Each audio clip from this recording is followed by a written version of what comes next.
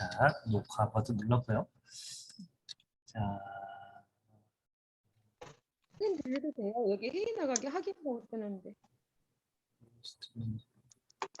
그냥 확인 누르니까 네, 네, 확인 누르면 돼요. 네.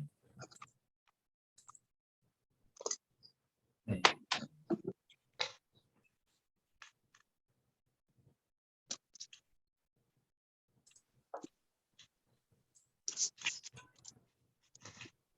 자,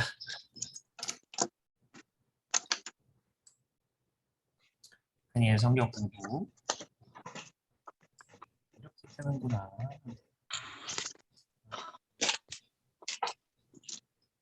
이렇게 되는구나. 몰랐네. 자, 신경 쓸 필요가 없습니다. 자, 다니엘 성경 공부 오늘은 4장이에요. 결국 허물어질 세상의 실체라는 제목으로 같이 말씀 나눌게요. 이 계속 이제 세상 다 성도 했는데 오늘 이제 허물어질 것에 대해서 얘기를 할 거예요. 그래서 오늘 이 4장을 같이 보겠습니다. 먼저 4장 보기 전에 이거 여러분 혹시 여기가 어딘지 아시는 분?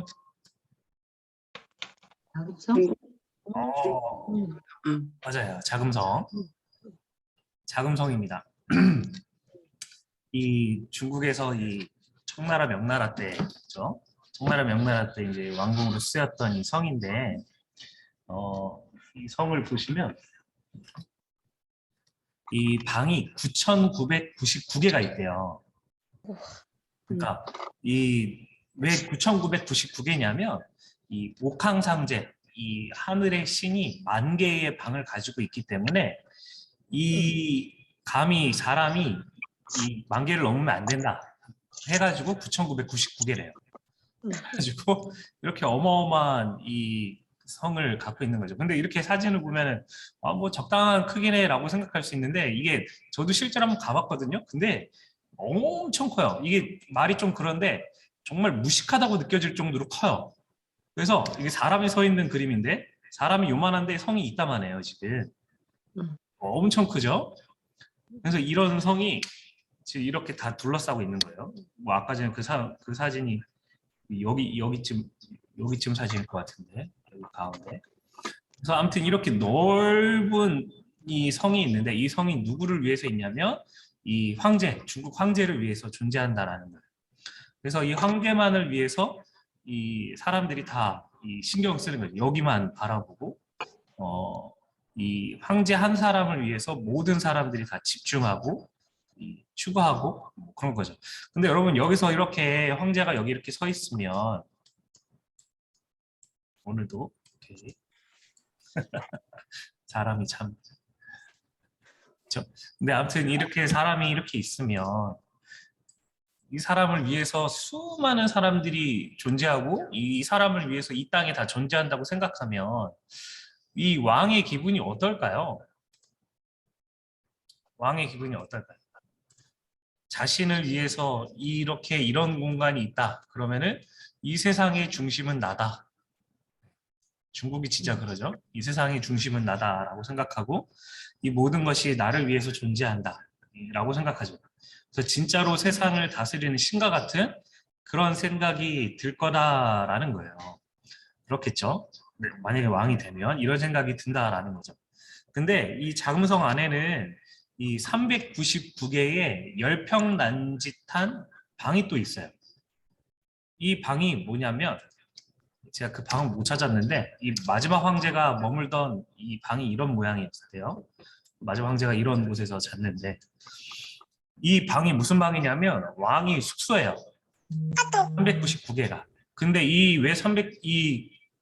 10평 남짓한 방이 있냐면 이 암살의 위험에서 벗어나기 위해서 399개의 방을 돌아가면서 자는 거예요. 근데 심지어 왕도 오늘 어디서 잘지 몰라요. 그냥 최측근만 알고 있고 아무도 모르는 거예요. 그날 밤 어디서 잘지 알 수도 없고 그런 거죠. 그 어마어마한 땅덩어리를 다스리고 있고 그리고 이 세상의 중심인 것 같고 어마어마한 권력을 가지고 있는 그 왕도 실체는요, 이 암살의 위험에서 두렵고 떨 수밖에 없는 그런 연약한 한 존재다라는 거예요. 근데 세상이 그렇다라는 거죠. 오늘 본문이 말하고 있는 이 세상도요, 마찬가지예요. 되게 어마어마한 권력을 가지고 있고 온 세상의 중심이다라고 여기고 있는 이 그런 세상인데, 근데 실체는 이렇게 보잘것없는 부족한 인간. 이게 이 사람의 모습이다. 이 실체, 세상의 실자의 모습이다라고 말을 하고 있습니다. 그래서 오늘 이것을 좀 염두에 두고 오늘 본문을 같이 좀 살펴볼게요. 오늘 4장의 구절을 보면요.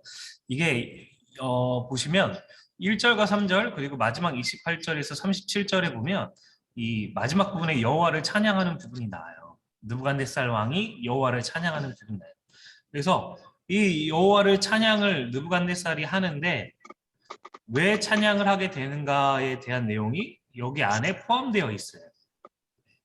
그래서 그 당시에 이 속에 있는 이 내용을 강조하기 위한 기법이 이 앞에 부분과 뒤에 부분을 동일하거나 비슷한 내용으로 채우고 이 안에 있는 내용을 이렇게 넣는 게 그 당시 문학 기법으로 가운데 있는 내용을 강조하는 그런 이 기법이었대요. 그래서 오늘 이 내용은요, 이 느부갓네살 왕이 하나님을 찬양하고 찬양으로 마무리가 되는데 왜 그런 일들이 일어나게 됐는가에 대해서 말하고 있는 게 오늘의 본문의 내용입니다. 그래서 이 내용을 보면요, 느부갓네살 왕이 여호와를 찬양하고 조서를 이제 편지를 쓰는 거예요. 이제 뭐 이 그 땅 가운데 있는 글씨가 개발 네, 이 편지를 쓰고 있는 거예요. 그가 다스리고 있는 땅에 있는 이 백성들에게. 근데 왜 이런 여호와를 찬양하는 편지를 쓰는데 왜 여호와를 찬양할 수밖에 없는가에 대한 내용을 말하고 있어요. 느부갓네살 왕이 꿈을 꿨는데 그 꿈에 대해서 다니엘을 보고 해석을 해달라고 요청을 합니다. 근데 그 다니엘이 그 꿈에 해석을 하는데 그 꿈은 큰 나무가 있고 그 큰 나무에 여러 동물과 식물들, 뭐 그 나무 밑에서 열매를 먹고 그늘을 얻고 이런 유익을 얻고 있는 그런 큰 나무가 있는데 그 나무가 갑자기 하늘에서 이제 천사가 나타나서 그 나무를 베어버립니다. 그리고 그 베어버리고 거기에다가 이제 쇠사슬을 이제 이렇게 묶고 그루터기만 남아있는 그런 상태. 그런 상태의 이제 꿈을 꾸게 되죠. 그래서 그 꿈에 대해서 이제 다니엘이 와가지고 해석을 하고 그 꿈에 대해서 이제 권고를 하는 사항들이 나와요. 그래서 그 꿈에 실제로 그 꿈이 성취가 됩니다. 1년 뒤에 그 꿈이 성취가 돼요. 그리고 그 꿈이 이루어지고 난 뒤에 느부갓네살 왕이 간증을 하는 내용이 나오고요. 그 간증을 통해서 하나님을 찬양합니다. 네. 우리가 그 전에 느부갓네살 왕이 처음에 꿈을 꿨었죠. 2장에서 꿈을 꿨는데 그때도 하나님을 찬양하긴 했지만 약간 이제 완벽하게 하나님을 찾고 믿고 이랬지는 않았는데 오늘 이 4장을 통해서 느부갓네살 왕은 하나님이 진짜 신이고 하나님을 찬양하고 하나님을 믿는 그런 사람이 돼요. 네. 놀랍죠? 오늘 이 꿈으로 느부갓네살 왕이 하나님을 완전히 인정하는 그런 내용이 나옵니다. 그래서 오늘 이 본문을 같이 한번 볼게요. 본문에 보면 이런 내용이 나와요. 이 머릿속으로 받은 환상이 이러하니라. 내가 보는 땅의 중앙에 한 나무가 있는 것을 보았는데 높이가 높더니 그 나무가 자라서 하늘에 자라나가지고 하늘에 닿을 정도로 이 어마어마하게 커진 거예요. 나무가 자란 거죠. 그리고 그 잎사귀가 아름답고 그 열매는 많아서 만민의 먹을 것이 될 만하고 들짐승과 그 그늘에 있으며 공중에 나는 새들 그 가지에 깃들고 육체를 가진 모든 것이 거기에서 먹을 것을 얻더라 라고 얘기해요. 어마어마하게 커지고 거기 안에 열매들도 있고 그래서 이 밑에 동물들도 있고 여기에 새들도 깃들고 여기서 떨어진 열매를 막 짐승들이 먹어도 풍요롭게 먹을 수 있는 정말 울창한 나무가 되었다라는 거예요. 그래서 그 나무에서 많은 이 동물들이 새들이 이 풍요로움을 누렸다 이런 내용이 이 첫 번째 꿈의 첫 번째 상반부에 나오는 내용이에요. 근데 여러분 이 나중에 이제 보시면 이제 성경 읽으시면 아시겠지만 이 나무가 어디냐면 바로 바벨론 바로 느부갓네살 왕을 가리키고 있어요. 실제로 우리가 그전에도 봤지만 이 바벨론이라는 그 지역에 있는 그 성의 모습이에요. 바벨론 전체가 아니라 바벨론이라는 도시의 이 모습이에요. 이 뭐 자금성 뺨칠 정도로 어마어마한 이 땅덩어리를 차지하고 있고 그 안에 그 당시에도 어마어마한 문명의 이 발달을 보여주고 있는 그런 성을 만들어 놓은 거죠. 그래서 이 안에 또 비옥한 이 땅들 때문에 이 곡식들도 어마어마하게 이 재배를 했고 이 농사를 해서 추수를 했고 그래서 이 바벨론이라는 땅만으로도 이 많은 사람들이 이 땅에서 먹고 살 수 있는 그런 어마어마한 나라였다라는 거예요. 어마어마한 나라. 그리고 바벨론이라는 땅은 이 도시는 이것뿐이었지만 우리가 예전에도 한번 봤지만 바벨론이 점령했던 땅은 이만큼이에요. 예전에 한번 얘기했지만 여기는 아니에요. 여기는 바사라는 동네예요. 바사라는 나라가 있어요. 아무튼 그 당시에 바벨론이 처음에는 한 요 정도의 땅을 가지고 있었던 나라였는데 아수르도 점령하고 이스라엘도 점령해서 이 땅을 전부 다 차지했다라는 거예요. 전부 다. 그만큼 어마어마한 강대국이 되었다라는 거예요. 그래서 이 바벨론의 지배 아래에 정말로 많은 포로들이 물론 끌려왔지만 그 포로들을 다 먹여 살렸던 왕이 바로 우리가 같이 보고 있는 느부갓네살 왕이었다라는 거예요. 그만큼 능력이 있고 힘이 있는 그런 왕이었다라는 거죠. 이렇게 어떻게 보면 세상적으로 봤을 때 이 느부갓네살 왕은요 선 왕이에요. 물론 포로로 뭘 끌려가고 막 끌고 가고 막 이런 것도 있었지만 모든 사람들을 먹여 살리고 입히고 뭐 할 만큼 대단한 그런 존재였다라는 거예요. 근데 그런 대단한 존재였는데 문제가 뭐냐면 오늘 성경은요 이 느부갓네살 왕에 대해서 이렇게 평가했다라는 거예요. 하늘에 닿으니 그리고 육체를 가진 모든 것이 거기에서 먹을 것을 얻더라라고 얘기했다라는 거예요. 이 하늘에 닿으니라고 얘기했을 때 그 제국이 얼마나 풍성한지 큰지를 말하고 있지만 성경에서 하늘이 닿으니라는 이 표현이 어디에 또 나와 있냐면 바벨탑에 나와 있어요. 바벨탑. 즉 사람의 교만이 하나님을 향해서 하나님을 향해 쏟아져 나올 때 하나님의 위치를 차지하려 할 때 썼던 단어가 하늘에 닿으니라는 이 표현이에요. 이 하나님께서는요 오늘 이 느부갓네살 왕의 모습에 만족하지 않으신다라는 거예요. 그만큼 막 하늘에 닿을 정도로 교만함이었다라는 거죠. 아까 전에 우리가 자금성 얘기를 했다시피 그 안에 있는 그 왕이 이 중국 황제가 이 세상의 중심이다. 나는 이 세상의 모든 것을 먹이고 내 중심으로 돌아간다라고 생각했던 것처럼 오늘 이 느부갓네살 왕도 이 어마어마한 지역을 차지하면서 이 모든 땅에 내가 신이다. 이 모든 땅을 내가 다스리고 있다라고 생각했다라는 거예요. 그리고 이따가 한 번 더 얘기할 기회가 있을지 모르겠지만 오늘 이 느부갓네살 왕이 꿈을 꿨던 해가 언제냐면 느부갓네살 제위 16년째예요. 16년째 무슨 일이 있었냐면 바로 전장에 있었던 일, 바로 금신상. 금신상을 세웠던 해가 바로 이 해였다라는 거예요. 이 해.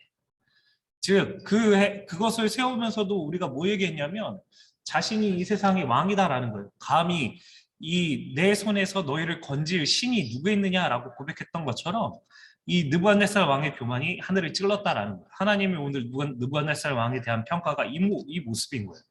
교만한 모습. 내가 이 세상의 중심이고 왕이다. 이 신이다라고 하는 그런 모습. 그리고 이 보면은요. 이 그늘 아래 공중에 나는 새들 그리고 육체를 가진 모든 것이 거기에서 먹을 것을 얻더라라고 이렇게 표현되어 있어요. 이게 뭐냐면 느부갓네살 지배 아래에서 모든 사람들이 먹을 것을 얻었다라는 거예요. 근데 이것은요 하나님이 원하시는 모습이 결코 아니에요. 왜냐하면 하나님이 원하시는 모습은 이 하나님을 통해서 먹을 것을 얻는 게 하나님이 원하시는 피조물의 모습이에요. 하나님께 구하고 하나님의 도우심을 얻어서 그것을 가지고 생존하고 번성하는 것. 이게 하나님이 원하시는 방식인데 오늘 이 바벨론의 모습이 마치 이 신을 통해서 이 느부갓네살 왕을 통해서 모든 삶을 살아갈 수 있는 것처럼 그렇게 보고 있다라는 거예요. 그래서 하나님이 이걸 보실 때 전혀 기뻐하시는 모습이 아니다라고 이 말씀하고 계신다라는 거죠. 네.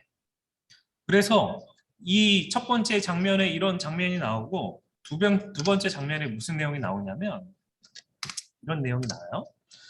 이 꿈에 한 순찰자가 내려와서 뭐라고 소리질러 말하냐면 그 나무를 베고 그 가지를 자르고 그 잎사귀를 떨고 그 열매를 해치고 짐승들을 그 아래에서 떠나게 하고 새들을 그 가지에서 쫓아내리라. 우리가 인간적으로 보면은 야 이거 너무했다. 이 동식물들이 잘 사는데 근데 이거는요 하나님 보시기 교만했기 때문에 그리고 느부갓네살 왕을 통해서 다 살 수 있다라고 생각했기 때문에 쫓아낸 거예요. 하나님을 의지하라고.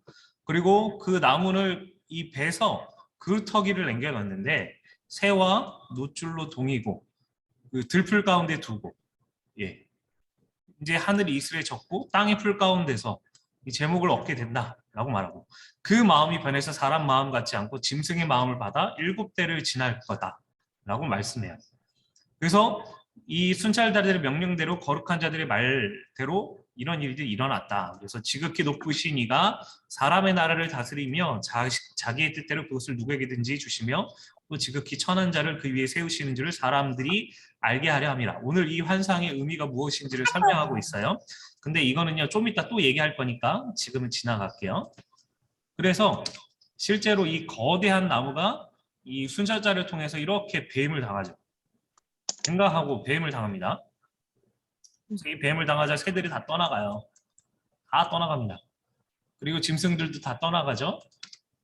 그리고 어떻게 되냐면 이렇게 그루터기가 이렇게 나와요.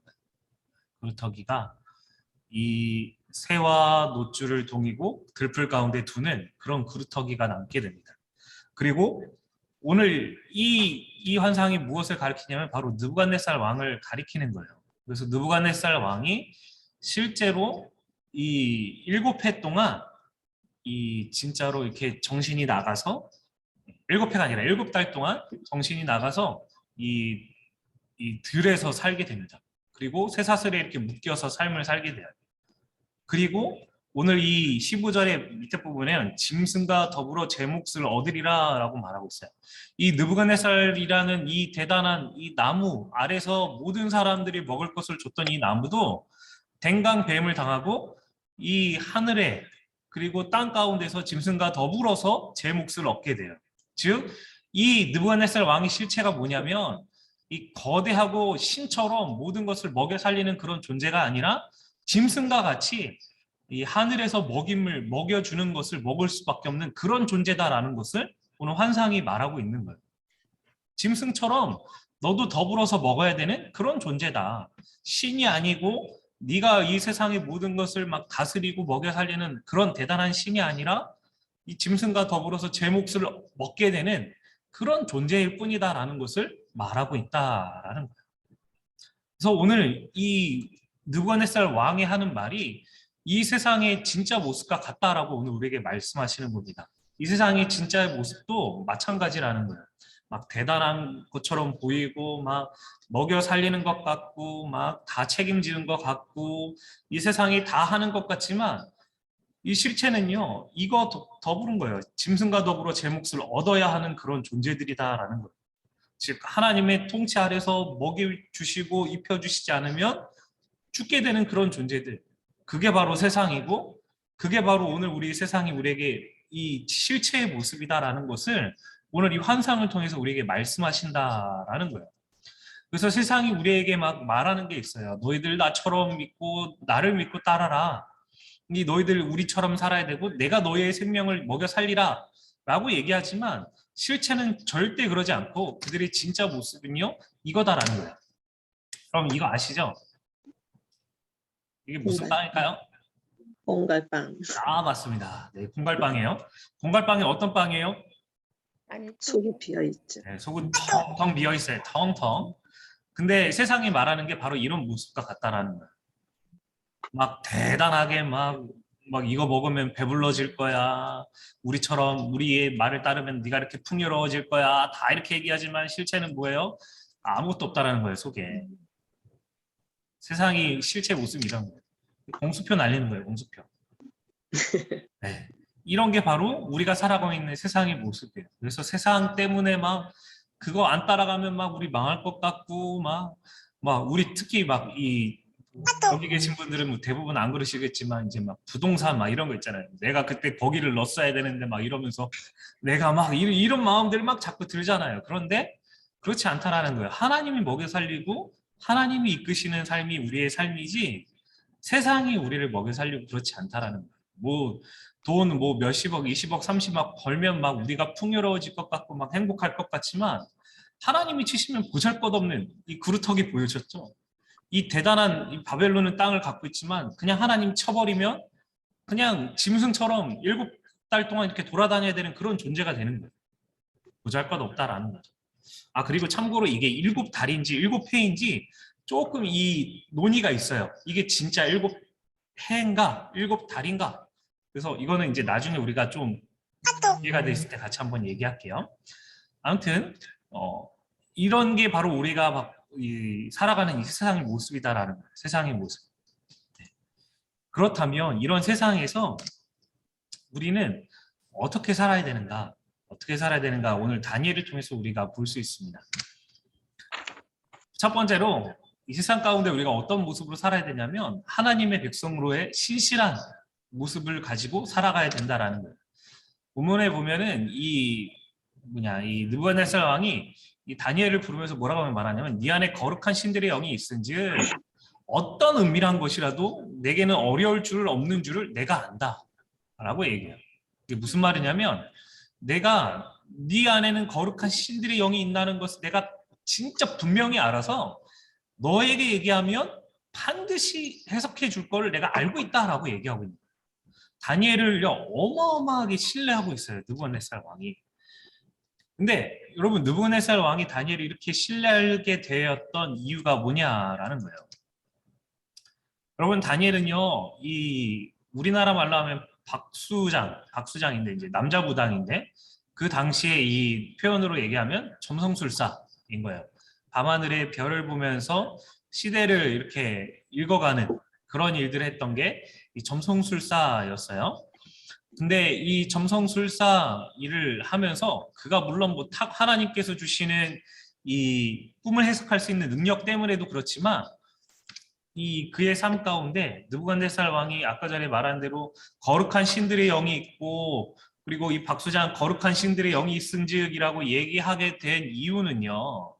그가 어마어마한 능력을 가져서가 아니라 그 16년 동안 그가 느부갓네살 왕에게 보여줬던 신실함 때문이다라는 거예요. 한결같은 모습이요. 한결같은 모습. 그래서 이 다니엘의 모습을 통해서 우리가 해야 될 일이 뭐냐면 자신이 맡은 영역 속에서 하나님의 도우심을 입고 지혜를 얻는 거예요. 우리가 이 다니엘이 처음에 1장부터 보면은 이 자신이 맡은 일에 대해서 하나님이 꿈을 해석할 수 있도록 이 능력을 주시고 지혜를 주세요. 그렇죠? 이 꿈은요. 이 점성술사가 필요한 이 능력이에요. 점성술사가. 자신이 맡은 영역에 하나님의 도우심을 입고 지혜를 얻은 거죠. 우리가 해야 될 일도 그런 거예요. 내가 맡은 영역에서 하나님의 도우심을 입어서 지혜를 달라고 구하면서 세상 가운데 사는 거예요. 그리고 그것을 가지고 내가 할 수 있는 최선을 감당하는 거예요. 최선. 그럼 우리는요, 이 다니엘서를 통해서 뭘 얘기하면 최고를 얘기해요. 뭐, 이 총리가 되어라, 요셉처럼 총리가 되어라, 높은 지혜에 가라, 라고 얘기하는데, 다니엘의 인생은요, 그렇지 않아요. 그냥 꾸준해요. 자신이 맡은 그 일들을 뭔가 막 유별나게 막 행동하지 않고, 그냥 최선 꾸준하게. 그래서 꾸준하게 계속 왕의 꿈을 이 점성술사로 해석하고 이런 것들이 계속 꾸준하게 지속이 되었을 때 그때 거기에 대해서 그 신실함을 가지고 이 왕이 인정한 거예요. 인정했다라는 거예요. 인정. 최고가 되어서 막 드러내는 게 아니라 최선을 해가지고 신실함을 계속 보여주는 거예요. 이 심지어 느부갓네살 왕에게 오늘 이 기록들뿐만 아니라 이 2장 내용뿐만 뿐 그거 제외하고는 종교성을 뭐 드러낸 그런 것들은 없어요. 그래서 우리가 세상에서 보여야 될 것도 막 종교성을 막 드러내는 막 어마어마하게 드러내는 이런 것들이 중요한 게 아니라 막 종교성 막 계속 드러내고 막 뭐 나 수예배 가야 된다 금요 철학한다 막 이런 얘기 계속 얘기하고 결국 내가 맡은 자리에서 신실함을 보여주지 않으면 그거는 이 세상에서 오히려 하나님의 얼굴을 먹칠하는 거죠. 우리가 해야 될 것은 막 아브라함도 마찬가지예요. 이방인들에게 막 너희들 하나님 믿어라라고 얘기하지 않고 가나안 땅에서 그 성실함을 계속 보여주는 거예요. 신실함을.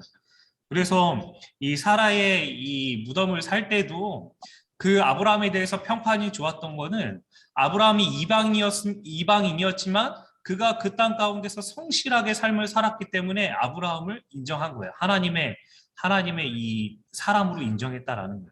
종교성을 막 드러내서가 아니라. 오늘 우리가 보여야 될 모습도 이거다라는 거예요. 그 땅 가운데서 맡은 그곳에서 신실함을 보여주는 거예요. 최선을 다하고. 근데 이 최선을 다하기 위해서 뭘 해야 돼요? 하나님께 지혜를 구하는 거예요.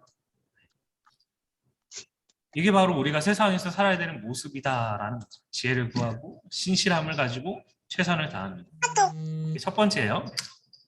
그리고 두 번째, 세상 속에서 구별된 모습을 보여줘야 되는 거죠. 이 하나님이 주신 꿈의 의미를 다니엘은 전합니다. 그래서 다니엘이 뭐라고 말하냐면 막 한동안 이 왕의 꿈의 이야기를 듣고 다니엘이 한동안 놀라서 마음에 막 번민해요. 그러자 왕이 막 네가 그것을 말미암아 번민하지 말라라고 얘기해서 그러자 다니엘이 막 말하되 이 꿈은 왕을 미워하는 자에게 응하며 이 왕의 대적에게 응하는 해석이 되기 원합니다라고 이렇게 얘기를 합니다. 그리고선 해석을 이야기를 해요. 여러분 이 꿈을요 한번 생각을 해보세요. 이 거대한 나무가 있고 그 나무가 배임을 당해요. 이 나무 아래 막 동식물들 다 먹을 거 막 뭐 이렇게 다 없고 막 이런 그런 꿈을 꿔요. 그래서 이 나무가 막 탱강 베어요. 그래서 이렇게 묶여요. 여러분 이게 무슨 꿈일 것 같으세요?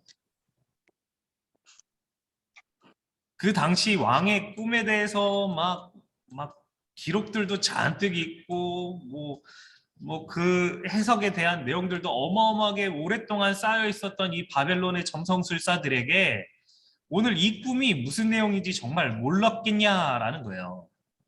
이거는요 그냥 대충 눈치만 있어도 이게 도대체 무슨 꿈인지는 알 수 있는 그런 꿈이다라는 거예요. 이 꿈이 무슨 꿈이에요? 이 사람 느부갓네살 왕에 대한 꿈인지는 누구든지 다 알 수 있는 그런 꿈이다라는 거예요. 저희도 대충 이렇게 보면은 이거 뭔가 느낌이 온다 이런 꿈 같지 않으세요? 근데 그 당시에 있었던 이 여러 이 사람들이요. 여러 사람들 그 안에 있는 이 사람들이 이것을 얘기하지 않아요. 무서워. 네, 얘기하지 않은 거예요. 왜 얘기하지 않을까요? 자기 목이 달아나. 자기 뭐 맞아요. 말하면 죽을까 봐. 말하면 죽으니까. 맞아요. 말하면 죽으니까. 죽으니까 얘기를 안 하는 거예요. 근데 다니엘은 이야기했다라는 거예요. 자기 목이 날아갈 수도 있고 이 왕에게 미움을 살 수도 있는데도 불구하고 기꺼이 얘기했다라는 거예요. 왜 이야기했을까요? 바로 이게 하나님의 말씀이기 때문에 느부갓네살 왕에게 하나님이 말씀하시는 말씀이기 때문에 외쳤다라는 거예요. 자신의 목이 댕강할 수도 있음에도 불구하고 외쳤다라는 거죠. 우리가 세상 가운데서 보여야 될 모습도 이거다라는 거예요. 뭐 여러 눈치 보고 저런 눈치 보고 막 이러면서 내가 나중에는 얘기해야지, 나중에는 해야지 이게 아니라 하나님이 우리에게 주시는 마음이 있다면 또 하나님이 우리에게 주시는 말씀이 있다면 순종하는 거예요. 바로 순종하는 거예요. 세상 가운데서 막 이 상황 저 상황 막 보면서 이것 때문에 내가 잘못되면 어떨까 막 이러고 재지 말고 하나님의 말씀이니까 외치는 거예요. 그리고 전하는 거예요. 주님 주신 마음이며 나 그동안 얘기 안 했지만 나 교회 다니는 사람이다. 근데 주님이 당신을 위해서 기도하라는 마음을 주신다. 그래서 내가 기도해 줄게 라고 안 믿는 사람한테도 붙잡고 기도하는 거예요. 주님 나에게 주신 마음이 이러하니 난 순종해서 당신의 마음을 위로하는 기도를 하고 싶다. 기도 같이 하자. 이러고 기도해주고.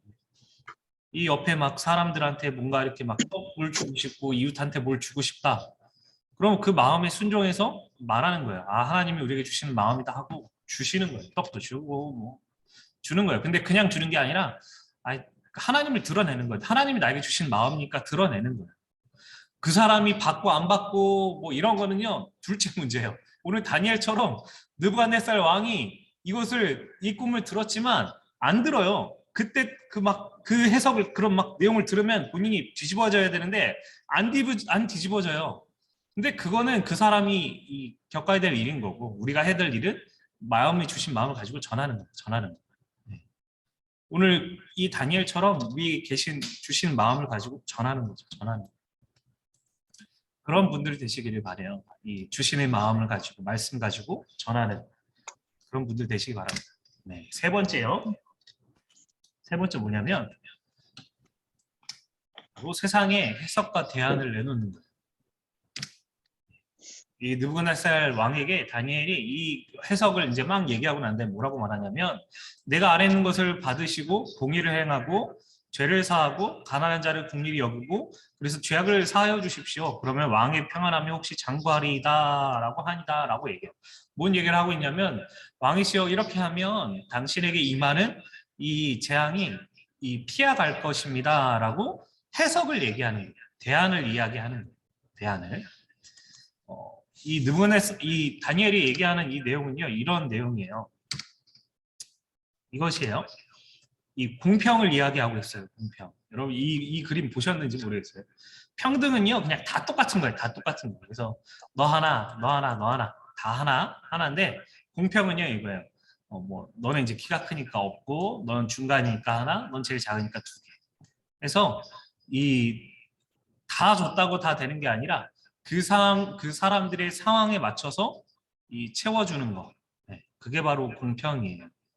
그래서 그 사람에게 가장 좋은 것, 그리고 그 사람의 형편에 가장 탁월하게 적절하게 주는 것, 이게 이제 공평하는 거고, 그리고 지금 다니엘이 공평하게 배분하고 또 상황에 따라서 더 가난한 사람들에게는 더 주고, 이런 얘기를 하고 있는 거예요. 돈 많은 사람들에게 다 나눠주고, 이게 아니라 동일하게 나눠주는 게 아니라 공평하게 다 이 상황에 따라서 맞춰서 그 사람들의 어떤 우리가 저번에 얘기했던 것처럼 뭐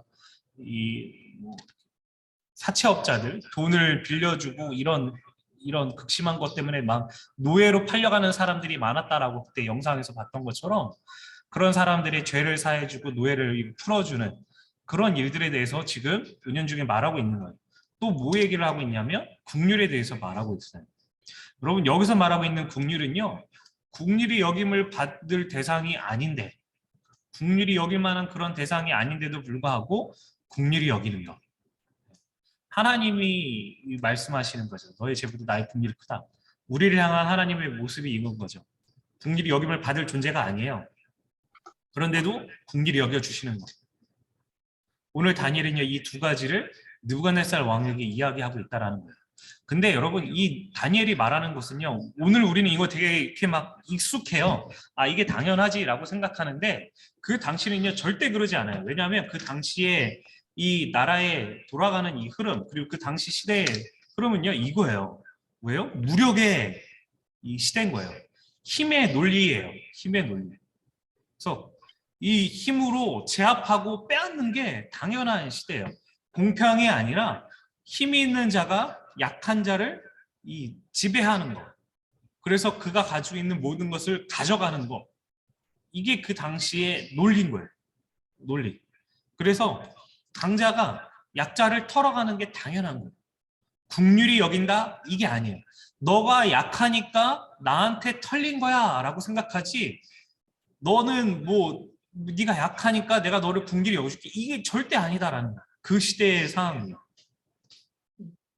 그런 이 힘의 논리, 무력의 논리, 그리고 그런 이 강자의 논리가 있는 그런 시대 가운데에 오늘 다니엘이 공평과 긍휼을 얘기하고 있어요.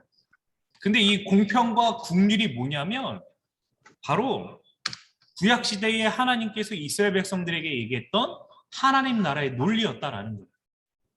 고아와 가부를 너희들은 약자니까 그냥 버려지고 너희를 약탈해가고 빼앗아가고 결코 그런 게 아니라 고아와 가부를 위해서 그 사람들을 위해서 먹여 살려라. 그리고 가부된 사람들은 이 계대 결혼이라는 것을 통해서 그 가문이 계속 이어지도록 만들어라. 그리고 레위 족속 너희들은 먹을 것이 없으니까 이 너희들을 먹여 살릴 수 있도록 지파마다 그들을 책임져라.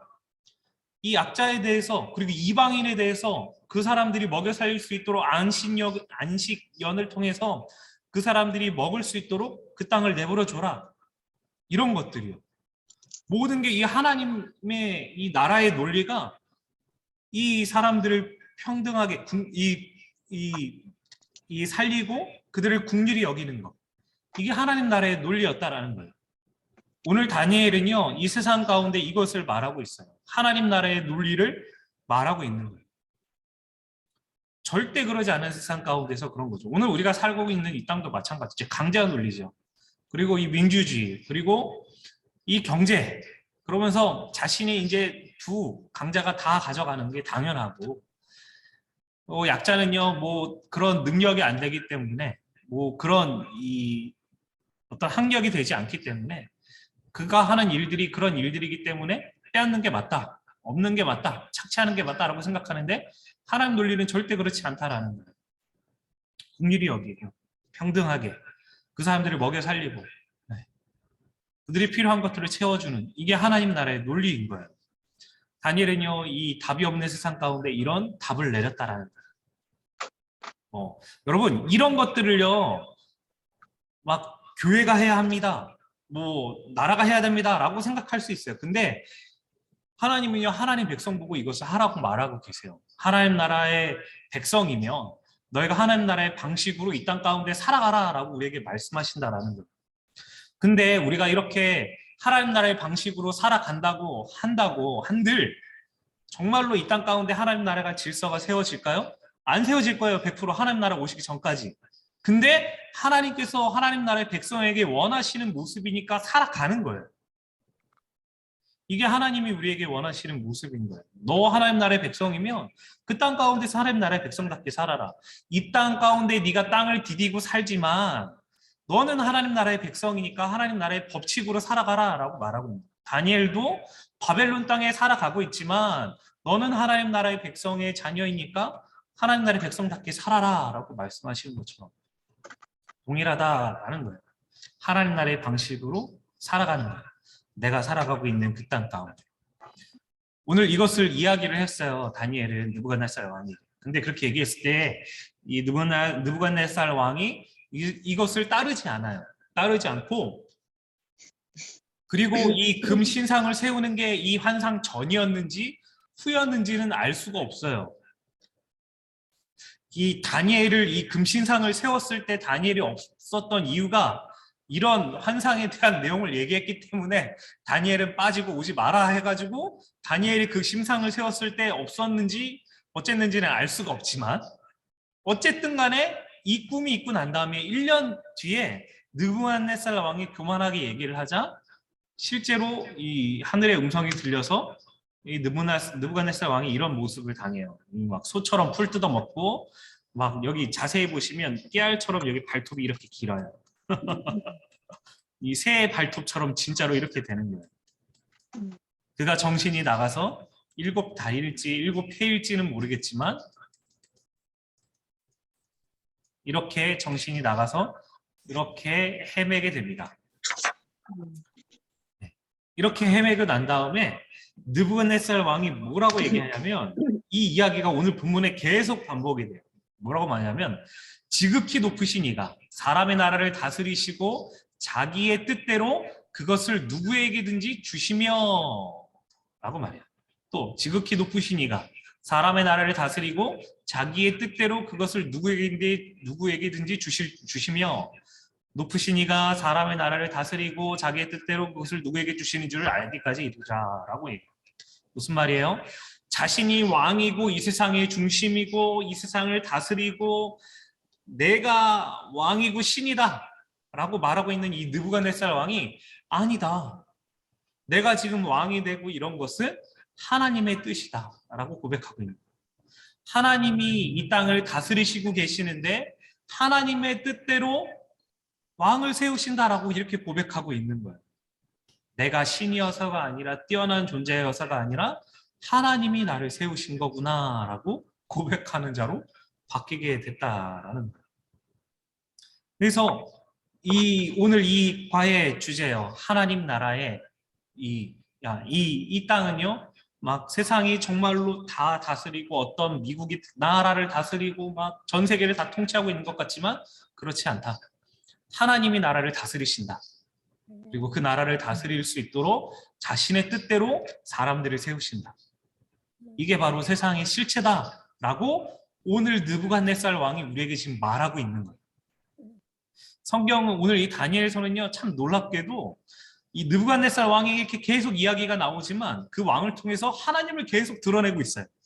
하나님의 어떤 분인지를 계속 말씀하고 계시는 거예요. 네, 이렇게 말씀하고 있습니다. 그래서 이것을 대해서 뭐라고 얘기하냐면 느부갓네살 왕이 이 너희에게 큰 평에 있을지다 지극히 하나님이 내게 행하신 이적과 놀라운 일들을 내가 알게 하기를 즐겨하노라 라고 말을 해요. 기뻐하면서 하나님에 대해서 이야기를 하는 거예요. 그리고 참으도 크도다 하면서 그의 이적, 놀라운 일, 영원한 나라요 그는 통치의 대대로 임하는 자다라고 이렇게 하나님을 찬양하는 자로 완전히 바뀌게 돼요. 그가 회개하고 완전히 하나님 앞에 돌이키게 되었다라는 거예요. 오늘 이 느부갓네살 왕이 대단한 이 권력을 가지고 있었던 왕이 오늘 이 하나님을 만나서 이렇게 세상의 진짜 왕이 누군지, 진짜 신이 누군지, 이 세상이 어떻게 돌아가는지를 깨달았다라는 거예요. 하물며 느부갓네살 왕도 깨달았는데 하물며 저희야 더 그러야 하지 않겠냐라는 거죠. 이 세상은 하나님이 다스리시고 통치하시며 이 하나님 손에 달려있다. 내가 가지고 있는 모든 것들도 하나님 손에 달려있다라는 것을 우리는 기억해야 합니다. 그래서 마무리요. 우리가 살아가는 세상은 하나님이 다스리지 않는 것 같은 세상처럼 보여요. 자신의 힘을 자랑하고 과시하는 세상에서 우리가 하나님의 백성으로 산다는 것은 여간 쉬운 일이 아닌 거예요. 그러나 이 세상의 실체를 보는 지체들이 되시기를 바랍니다. 아무리 대단해 보이고 이 대단한 존재도 결국은 두려움의 방으로 옮겨가며 숨죽이는 삶을 사는 것이 인생이고 아무리 거대한 나무에 수많은 생명이 머물더라도 파수꾼 앞에 한순간에 배임을 당할 수밖에 없는 존재라는 것을 그래서 하나님이 이 땅을 다스리시며 그분의 뜻대로 이으신다는 것을 기억하시기 바랍니다. 네. 오늘 이 4장의 내용을 보시면서 하나님이 이 땅을 다스리고 계시는구나. 그래서 하나님의 뜻 가운데 이루시고 계시는구나. 이것을 우리는 기억해야 한다라는 거예요. 여러분, 그래서 우리가 같이 이것을 좀 나눴으면 좋겠어요. 다니엘은요, 세상의 하나님 나라의 법칙을 말했어요. 하나님의 공의와 긍휼.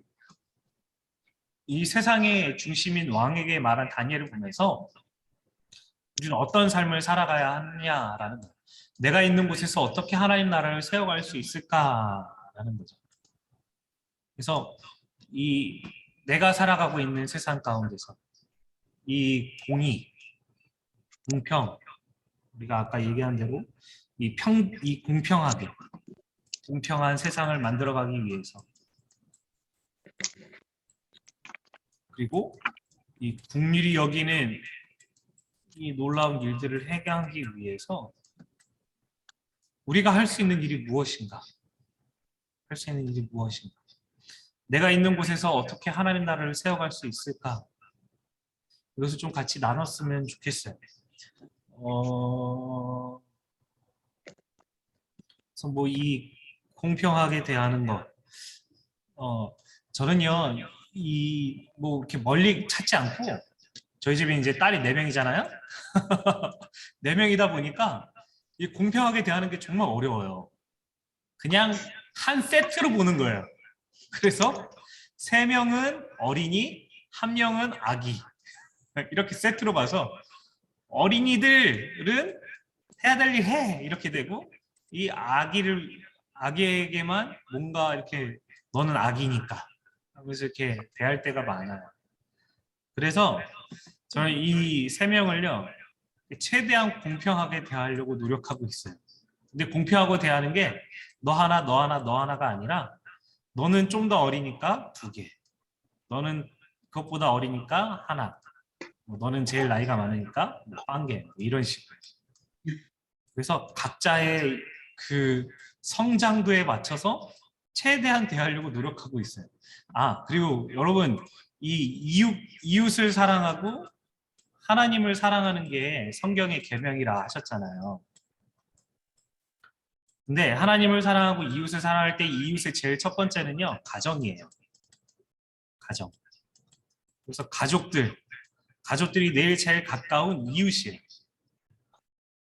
그래서 여러분 이 뭐 공평과 긍휼 세상 막 얘기하면 막 멀리까지 막 가셔서 막 생각하지 마시고 먼저 여러분 가족부터 생각하시면 돼요.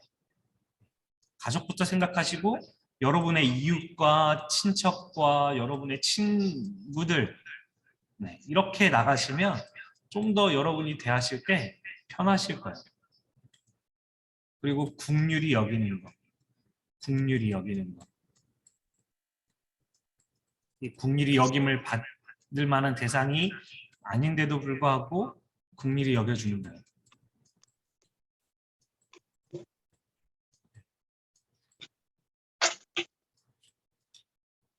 그래서 저는요, 이 긍휼히 여김을 받을 만한 대상이 아닌데도 불구하고 긍휼히 여김을 대해주는 것은 저는요, 청년부 아이들 중에 한 명이에요.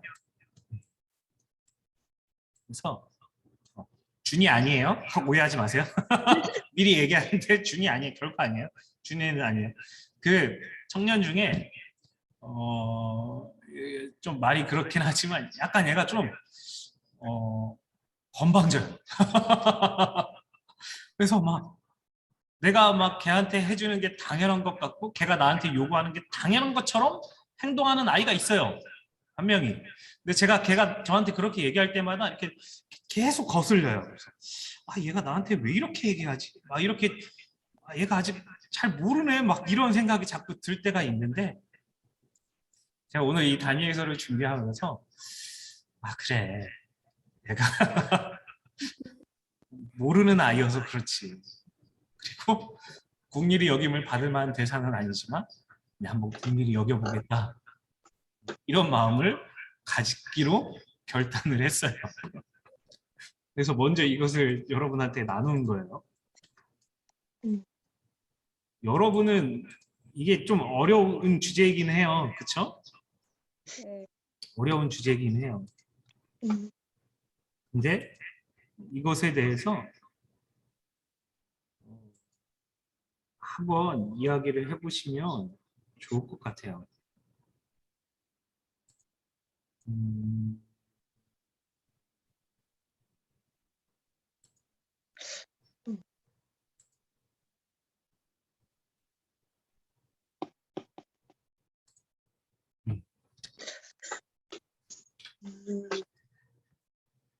그 나눔거리를요.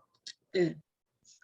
그럼 이거 하나랑 우리 아까 전에 다니엘 나눴던 것처럼 하나님이 나에게 주신 말씀이 이렇게 있는데 그리고 혹은 마음이 이렇게 하나님 우리에게 주신 마음이 있는데 내가 이것을 순종하고 있지 않은 것 이거요. 하나님이 나에게 주신 말씀이 있고 마음이 이렇게 있는데 내가 그동안 하지 않은 것이 있다면 무엇인지 같이 나눠봤으면 좋겠어요. 이거는 이것에 비해서 좀 더 쉬울 것 같아요. 무엇이 있을까요?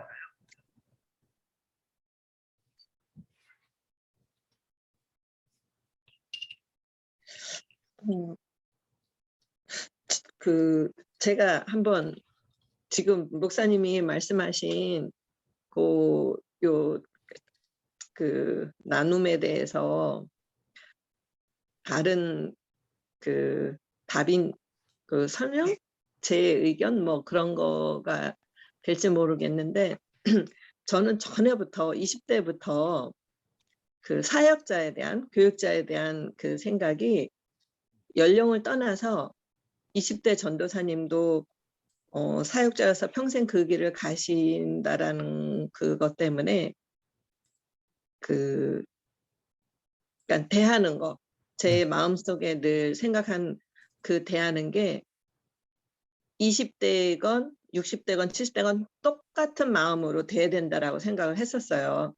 그리고 지금도 그렇게 하려고 노력을 하고 있고 제가 한강교회에 있으면서 전도사님 지금은 기억에서 사라진 몇 분도 계시지만은 많은 분들을 기억하고 있어요. 근데 제 마음속은 항상 한결같이 그 20대 후반 30대 초반에 오신 전도사님이나 그분들이 지금은 목사 안수받고 목회자로서 그 교회를 섬겨 가시는데 그분들을 대할 때나 그리고 현재 지금 계신 박민원 목사님이나 이제 강인호 목사님이나 그 마음은 그래요.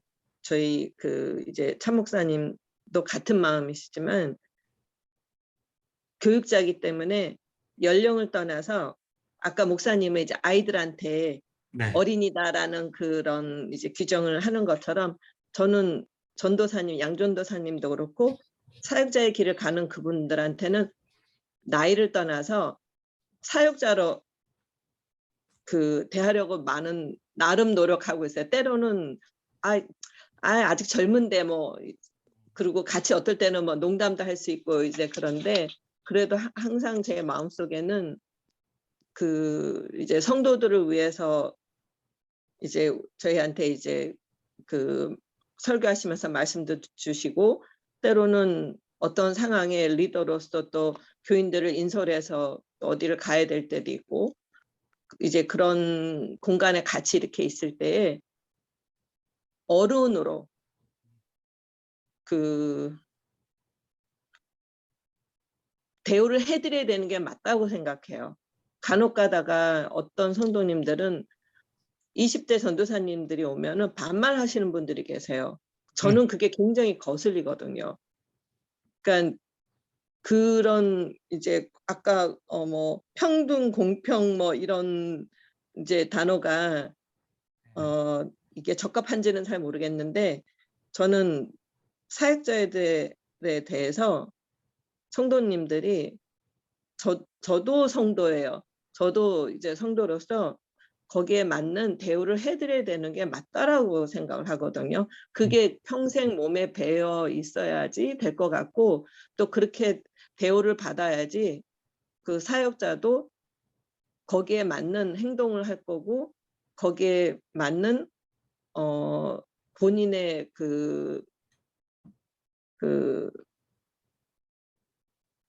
정체성이라 아이덴티 그 정체성이라고 하면 조금 너무 거하지만은 사역자의 길을 가는데 더 그 제가 잘 표현을 못해서 좀 더 맞을 것 같아요. 그래서 저는 그 저희 박민호 목사님도 벌써 5년이 넘었다고 이제 그러시는데 나이는 안 보여요. 사역자로 보이지. 예, 저는 여기까지만 하겠습니다. 오늘. 사모님이 말씀하신 거를 들으면서 저는 어떻게 해야 되나 하는 그런 염려가 살짝 지금 와요. 뭐냐면 사위가 이제 목사님이시잖아요. 근데 사위한테 최 목사님 하기도 그렇고 최 목사라고 하기도 그렇고 그래서 저는 그냥 다 배제시켜버리고 네. 최서방이라고 그냥 통일해버렸거든요. 그러셨어요? 근데 이제 사돈 어른을 뵀는데 그분이 목사님이시잖아요. 네. 자기 아들한테 네. 최 목사 이렇게 뭐 이렇게 최 목사님 뭐 깍듯하게 이렇게 이제 존대를 하시는 거예요. 그래서 나 이거 어떻게 해야 되지? 나도 최 목사님이라고 해야 되나? 최 목사라고 해야 되나? 하여튼 그런 정체성에 대해서 네. 지금까지도 그게 마음의 범인이 있어요. 근데 그냥 친근감을 표시하기 위해서는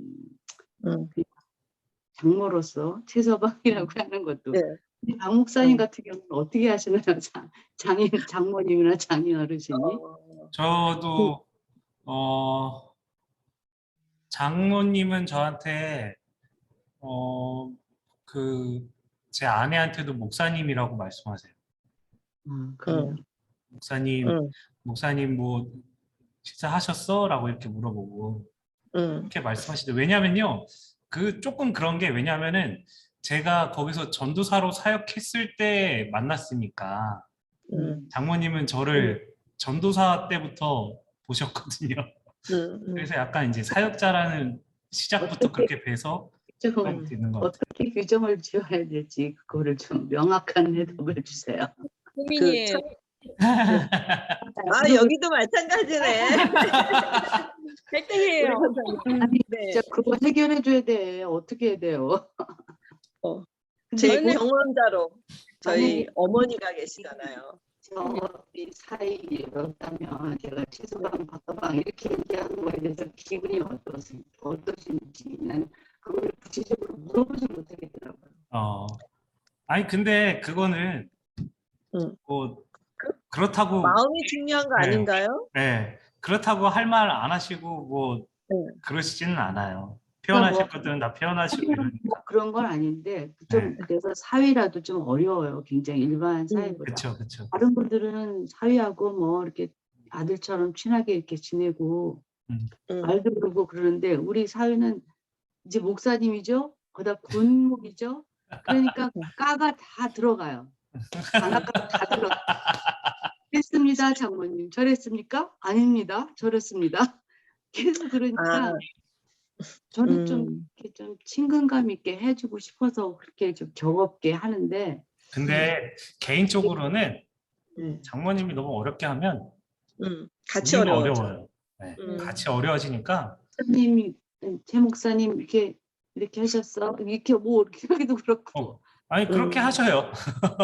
아 그렇게 하셔요? 네, 저희 내가- 장모님도 우리 박 목사님은 뭐 밥 먹었어요? 이렇게 존댓말 하실 때도 있고 아니지 하시면서 반말하실 때도 있고 이래요. 근데 그럼, 그냥 그렇게 편하게 그냥 박 목사라고 부르실 때도 있고 이러니까 그냥 편하게 말씀하시는 게 제일 좋아요. 그냥 그때 나올 때마다 이렇게 네, 하는 거. 나오는 대로 얘기하세요. 어머님은 어떻게 부르세요? 네? 어머님은 어떻게 부르세요? 저희 엄마요? 네. 저희 엄마는 그냥 아들 이렇게 불러요. 그래야지 아들. 아들한테는 그래야지. 아들 이러시고 뭐 어떨 때는 뭐 박 목사라고 부르실 때도 있고 아, 네, 아니, 기도하고 제가 있다 뭐 이런 얘기 할 때는 박 목사라고 얘기하시고. 아들이 목사님이면 네. 아들이라도 목사님이라고 그래야 된다는 그런 말들을 많이 들었어 갖고요. 제가 하루는 제가 목사님 그러고 불렀더니 엄마 지금 아들이니까 그냥 아들 해도 된다고 그렇게 말을 하더라고요. 근데 만약에 내가 다니고 있는 교회의 목사면은 그렇게 얘기해도 될 것 같아요. 박 목사님으로. 그렇죠. 근데 그게 아니면 네, 그냥 아들로 만난 거잖아요. 네, 네. 그럼 아들로 대하세요. 네, 알겠습니다. 네. 갈등했어요. 그 얘기는 이제 끝나고 뭐 아무튼 오늘 나눴고 얘기해 보세요. 실질적인 얘기에서 이제 하나님이 주신 마음이라고 얘기를 해야 되나? 제가 항상 이제 저 아이돌 법인 하고 있잖아요. 근데 가정마다 가게 되면 그 가정이 예수를 믿나 안 믿나 그건 보게 되더라고요. 그리고 부모님이 종교가 어떤지 이제 그렇게 보는데 좀 어려운 게 이제 저희는 믿는 사람이고 그 사람은 안 믿을 때는 오히려 편해요. 알아보니까 왜냐면 가끔마다 이렇게 슬쩍 지나가면서 전도도 하고 인사하고 얘기도 하고 이러는데 이제 받는 가정이 아니라 이제 불교에 있는 가정을 만날 때는 참 조심스러워요. 죄송한데 지금 찌지직거리는데 저만 찌지직해요? 아니면 다 찌지직거려요? 저도 찌질해요. 그래요? 왜 그러죠? 그 이제 괜찮아요. 이제 정확하게 괜찮아요. 가까이 지금 이거 건드려서 그런가 봐요. 네. 그래서 이제 불교 가정이 이제 지금 가르친 애기를 돌보는 가정이 불교인데 그 가정에서 이제 얘기를 할 때 저 마음 가운데 저 가정을 위해서 기도하면서 전도를 해야 되겠다는 마음은 있어요. 근데 이게 용기라 그럴까 담대함이랄까 이게 굉장히 그 집 강하거든요. 강하고 아이도 그 부분에 대해서 심지어 무슨 얘기를 하면 그 아이 이름을 부르면서 너 참 좋겠다. 엄마가 이거 해주셔서 뭐 하여튼 자랑하잖아요. 그러면 그 부분에 있어서 이제 제가 뭐 어떻게 해요. 좋겠다 좋겠다 이제 그렇게 이제 걔 기분을 좋게 하기 위해서 얘기하면 좋지 선생님도 그러면 다시 태어나서 어린이 되면 되잖아. 그리고 그런 얘기들을 은연중에 이제 엄마 아빠가 하는 거예요. 그리고 하나님에 대해서 가끔 내가 슬쩍 지나가면서 얘기하면 하나님이 누구냐 그러고 전혀 모르는 아주 정말 모르는 상황에서 얘기를 하기 때문에 제가 이런 마음을 얘한테 전할 수 있는 그런 것이 이 가정에 혹시라도 이제 알게 되면 나중에 또 어떻게 반응이 올까 그런 염려도 있고 무조건 그냥 뭐 담대하게 막 전하는 것도 지혜롭지 않은 것 같고 그래서 그런 부분이 조금 기도하기도 하고 이제 좀 생각하고 있는데요. 그게 좀 어려워요.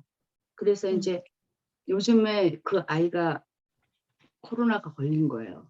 그래서 제가 안 나가고 집에서 이제 일주일 동안 쉬는데 엄마도 또 다시 걸려가지고 이제 조금 길어지게 생겼어요. 근데 그래서 제가 은연중에 이제 문자를 하면서 누구 위해서 지금 기도하고 있습니다. 그렇게 얘기를 하기도 하고 그래요. 교회 다니는 거 다 알고 감사하다고 얘기를 하는데 그 부분에서 이제 좀 어떻게 지혜롭게 해야 되는데 그 마음속에는 그런 마음이 있는데 실행에 옮기지 못하는 그런 부담감, 거룩한 부담감이겠죠? 그런 거가 조금 더 갈등이 제 마음속에서 일어나고요. 그다음에 이제 긍휼을 여기는 마음은 이제 아무리 나이가 어려도 제가 돌봄이라는 걸 알기 때문에 아이들이 조금 어떨 때는 버릇없이 행할 때도 있어요. 그런 부분에 있어서 그런 거를 잘 지혜롭게 이제 넘기고 하는 이제 그런 거를 행할 때 조금 갈등이 일어나죠. 직업적인 어떤 그런 행함에 있어서 그런 걸로 이렇게 이 아이를 좀 더 예쁘게 사랑스럽게 봐야 되겠다라는 그런 생각. 구체적으로 생활 속에 일어나는 그런 감정들이 그런 거예요. 다른 거는 뭐 다시 또 나누기도 하고. 감사합니다. 다른 분? 두 가지 중에 나누셔도 돼요. 둘 다 나누셔도 되고 하나 나누셔도 되고. 제가 먼저 할까요? 네, 그러세요. 저는 그러니까 이게 지금 그 마음 하나님의 마음을 그리고 공평과 긍휼에 대한 게 좀 연관이 될 수도 있을 것 같아서 그냥 말씀을 드릴게요. 저는 지금 현재 생활이 너무너무 감사하고 굉장히 만족스럽거든요. 그러니까 세상 사람들이 봤을 때는 별로 제가 뭐 자랑할 거는 하나도 없지만 제가 한강교회를 다시 나오게 된 계기를 생각하면 정말 어마어마한 사랑을 경험을 했기 때문에 지금 여기서 제가 뭘 더 이상 바라는 거는 욕심인 것 같고 그냥 하루하루 살아가는 게 굉장히 하나님을 바라보면서 살아갈 수 있는 그것만으로도 굉장히 감사하기 때문에 근데 이제 처음에 제가 교회 오기 전에 그런 얘기를 드렸어요. 이제 그러니까 어느 지인이 이제 어느 교회 타교회 권사님인데 친하게 지내고 있었는데 네가 지금 가지고 있는 그 마음을 네가 하나님을 위해서 썼으면 어땠을까라는 말을 들은 거예요. 그랬는데 제가 다시 이제 한강교회를 들어와서 신앙생활을 하면서 자꾸 그 말이 이제 머리에 되뇌이는 거예요. 그러면서 제가 좀 이렇게 이제 하나님을 만나고 이런 생활을 하면서 생각한 게 이 한강교회가 굉장히 오래됐잖아요.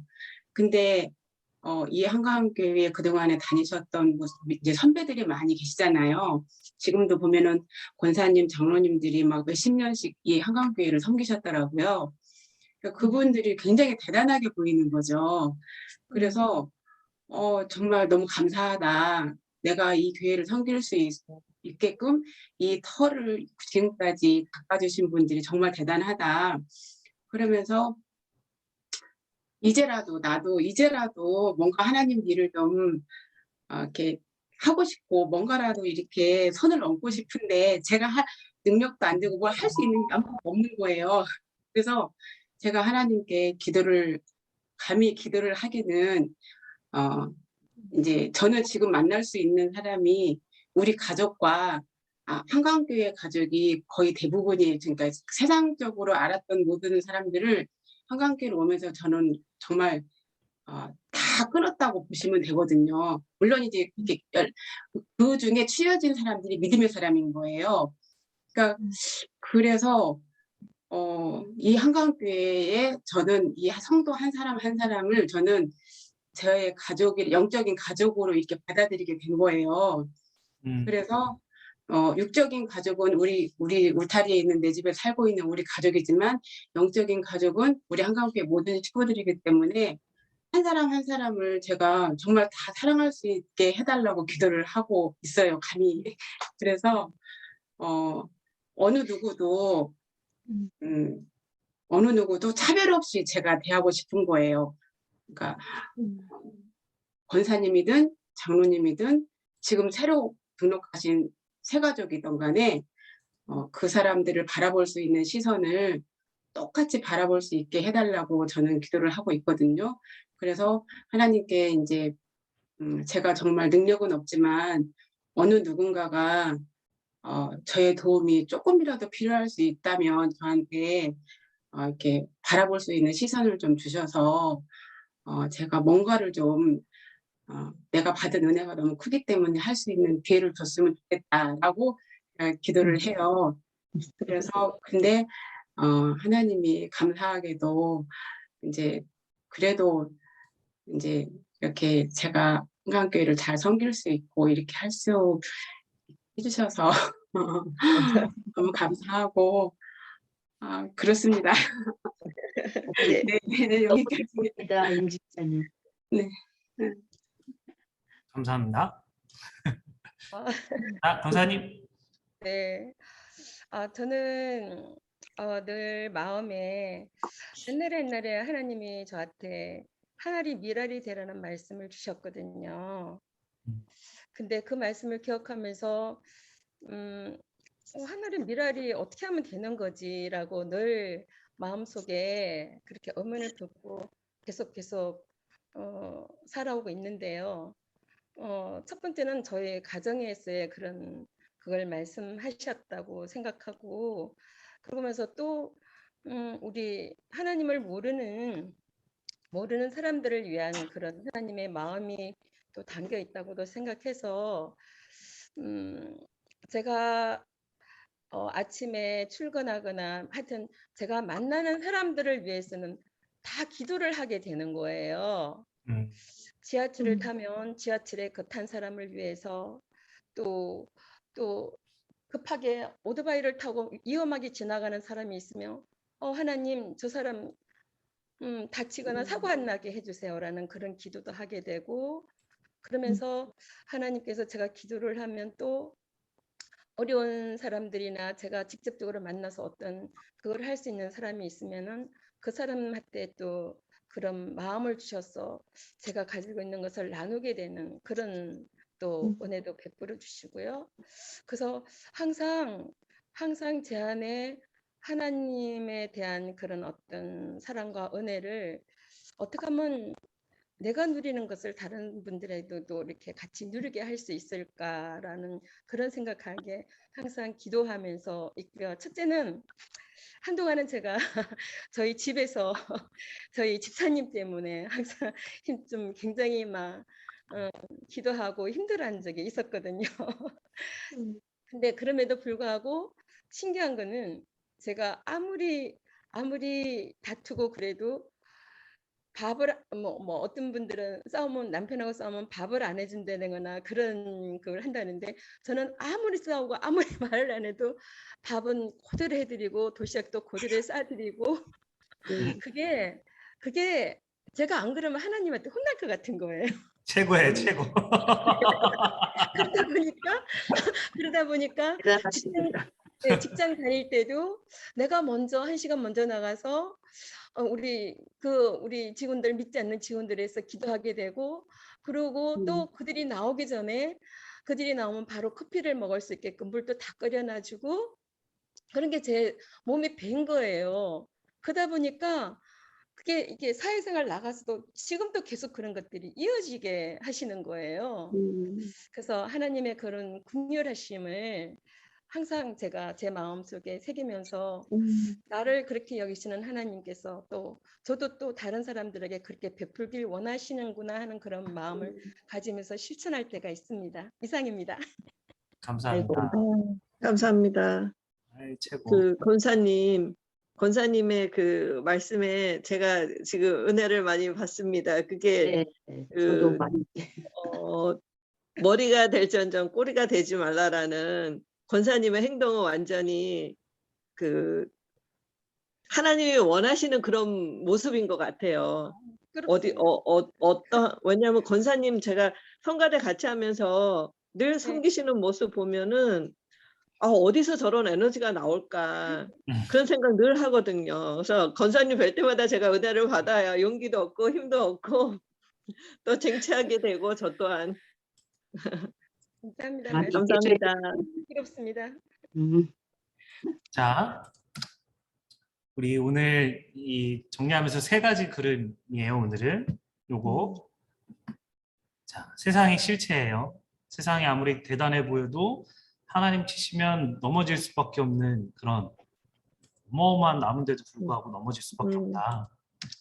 2번째는 하나님이 원하시는 세상을 만들어가는 것. 공평하고 국리를 여길 때를 국리를 여기는 것. 그렇게 해서 하나님 나라를 만들어가는 것. 하나님 나라를 내 삶 가운데 만들어가는 것. 우리가 이 3가지 그림을 좀 기억하시고 오늘 하루를 사셨으면 좋겠습니다. 오늘은 제가 기도하고 그리고 마칠게요. 사랑이 많으신 하나님 아버지, 오늘 우리가 같이 이 다니엘 4장을 함께 나눌 수 있도록 인도하여 주시니 감사합니다. 세상의 왕이 또 세상의 권력과 또 세상이 우리에게 보여주는 모습은 정말로 대단해 보이고 어마어마해 보이고 또 그들처럼 살아야 될 것 같고 그들의 말에 순종하며 따라야 될 것 같지만 오늘 이 거대한 나무가 한순간에 무너졌던 것처럼 하나님의 손 안에 있으며 하나님께서 다스릴 자를 하나님께서 세우시며 하나님 뜻 안에 이 세상을 다스리고 계신다라는 것을 하나님 우리가 봤습니다. 하나님 이것을 우리가 믿으며 이것이 세상의 실체인 것을 알아서 세상을 두려워하지 않고 세상을 자신의 뜻 가운데 인도하시고 역사하시는 하나님을 믿는 하나님의 자녀들 되게 하여 주시옵소서. 또한 다니엘처럼 하나님 이 세상 가운데서 하나님 이 성실함으로 살아갈 수 있도록 주님 도와주십시오. 나에게 맡겨주신 일들, 하나님께서 나에게 감당하라 하신 일들을 잘 감당하고 또 그것을 하나님 주신 지혜로 잘 감당하여서 최고가 아닌 최선을 다해서 성실하게 행할 수 있는 자들 되게 하여 주시며 또 하나님이 나에게 주신 말씀들, 마음들 하나님 그것을 세상 가운데 잘 드러내며 또 하나님이 세상 가운데 하나님 나라를 만들어가는 일에 힘쓰는 자들 되게 하여 주시옵소서. 나를 통해 하나님 나라가 세워지고 하나님 이 세상 가운데 구별된 모습으로 살아갈 때에 하나님 오늘 다니엘처럼 하나님 구별된 하나님께 쓰임받는 귀한 하나님의 자녀들 될 줄로 믿습니다. 하나님 아버지 주님 오늘 하루 주께서 붙들어 주셔서 맡겨주신 일들 최선을 다하며 또 아버지 성실함으로 주께서 주시는 지혜를 가지고 또 하나님의 마음을 가지고 하나님 아버지 주께서 원하시는 하나님 나라의 백성답게 살아가는 그런 하루 될 수 있도록 인도하여 주시옵소서. 감사드리며 사랑이 많으신 우리 주 예수님의 이름으로 기도합니다. 아멘. 감사합니다. 감사합니다. 수고하셨습니다. 수고하셨습니다. 수고하셨습니다. 다들 오늘 하루도 화이팅 하시고요. 네. 네. 수고하세요. 수고하셨습니다. 감사합니다. 아자. 좋은 하루 보내세요. 자, 화이팅! 들어가세요. 네. 들어가십시오. 들어가세요, 사모님.